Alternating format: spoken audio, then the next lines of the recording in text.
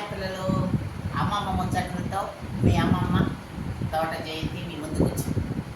ఒక్క చెప్తా, చిన్న కథ వినండి. ఒక ఊర్లో రామయ్య అనే అతను ఉన్నాడు.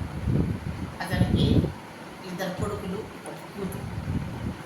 ఆయన చాలా అపురూపంగా వాళ్ళు సాకున్నారు.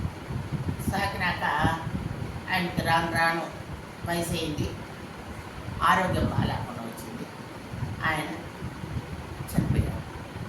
చనిపోయాక ఇంకా తీసేస్తాము అనుకునే టయానికి ఒక అతను వస్తాడు. ఒక అతను వచ్చి అతని స్నేహితుడు, రామయ్య స్నేహితుడు వచ్చి, నాకు మీ నాన్న నాకు 15 లక్షలు ఇవ్వాలి, ఆ 15 లక్షలు ఇస్తేనే మీ నాన్న శవాన్ని నేను తీయిస్తాను, లేకపోతే తీయించను అని గొడవేస్తాడు. గొడవేసేగడికి కొడుకులు ఇద్దరు, మాకు సంబంధం లేదు, మా దగ్గర లేదు, మేము ఇవ్వము, అటైతే నేను ఎత్తనివ్వను, ఈ గొడవ అంతా బయట జరుగుతాను.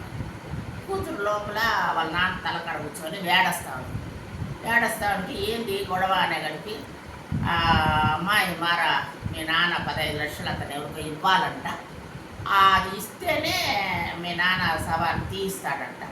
అంటే అవునా, మా నాన్న కన్నా నాకు ఏముంది, ఆ 15 లక్షలు నేను ఇస్తాను, నా ఆస్తి అమ్మన్నా నీకు ఇస్తానయ్యా, మా నాన్న ఇబ్బంది పెట్టద్దు, నేను ఇస్తాను నీకు 15 లక్షలు అని చెప్పి కూతురు అతనితో ఒప్పించేగడికి అప్పుడు అతను అంటాడు, అమ్మా మీ నాన్నే నాకు 15 లక్షలు, మీ నాన్నకే నేను 15 లక్షలు ఇవ్వాలి, మీలో ఎంత నిజాయితీ ఉంది కొడుకులు కూతుర్లకు అనేసి పరీక్ష పెట్టడానికి నేను ఈ చిన్న అబద్ధం ఆడినాను.